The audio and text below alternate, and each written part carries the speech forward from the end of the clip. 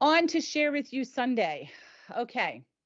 Medical trauma experienced as a result of medical procedures, illnesses, and hospital stays can actually have very lasting effects. And according to Pain Scale, in an article titled What to Do When Medical Trauma Interferes with Current Medical Care, the author shares the following.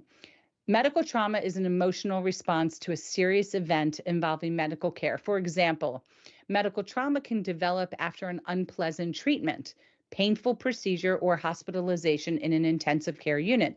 Medical trauma can actually occur when an error is made, such as when the wrong medication is prescribed or when a surgical mistake leads to a complication.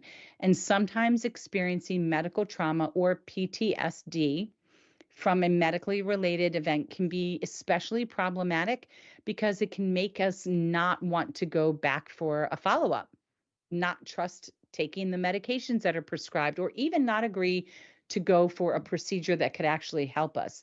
Here's an overview of 6 steps to take when trauma interferes with your care. Okay.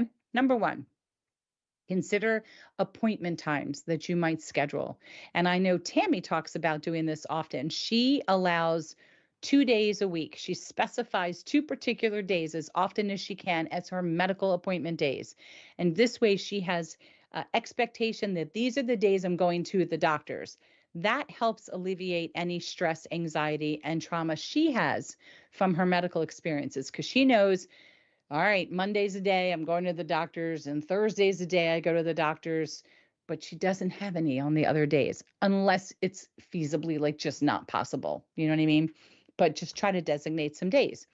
Involve a family member or a friend. I always, so does she, take a family member or a friend to a new medical appointment or a medical appointment with a brand new doctor. So it can be a new issue, new physician.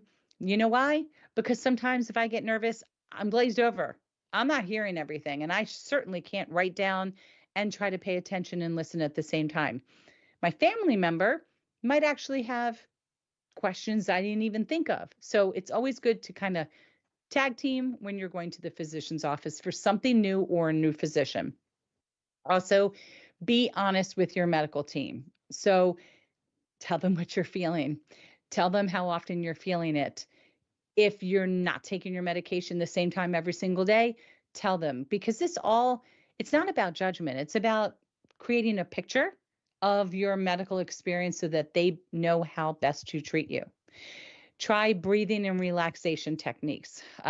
Listen, there's nothing worse than getting bad news from a medical perspective. It can literally take your breath away. And that's when you really need to just take a slow breath and just let it out. You know, my husband will say to me, don't freak out until you need to freak out. You need to hold the energy, and you might need to hold it till the ninth inning.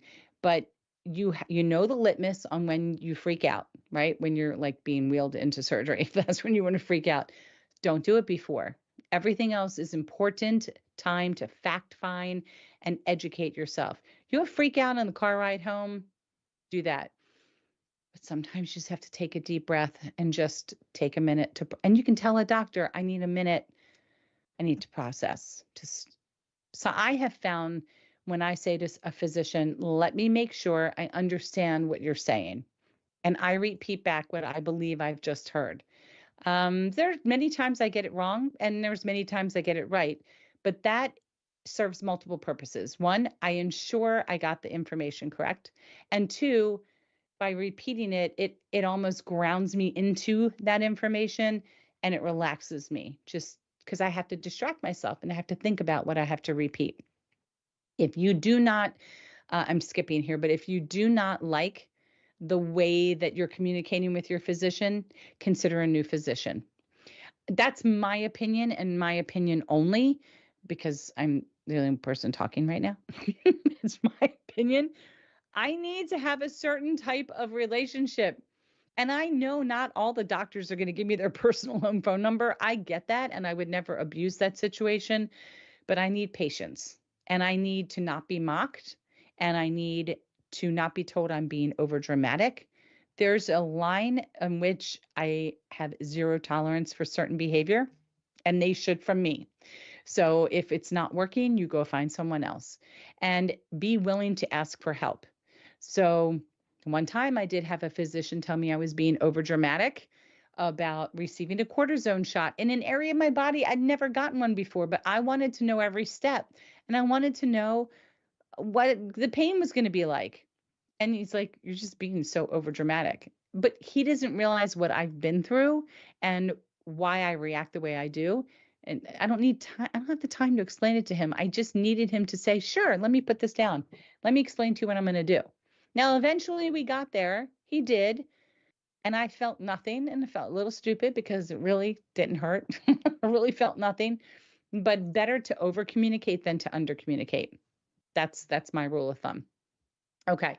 If you would like to read more of those 6 steps in this article, there is a link here to do so. But this is great because this kind of gives you, it's a whole different type of share with you Sunday, which I love. I love being surprised and having an article. But we all have these moments where we're faced with something that just kind of takes us left field or whichever side is left for you. And it can just have a completely mind blowing effect on us, one that we're not prepared for or we are prepared for. But take some of these steps into consideration to kind of ground yourself and have the experience be as tolerable and comfortable as you can. And that's your share with you Sunday.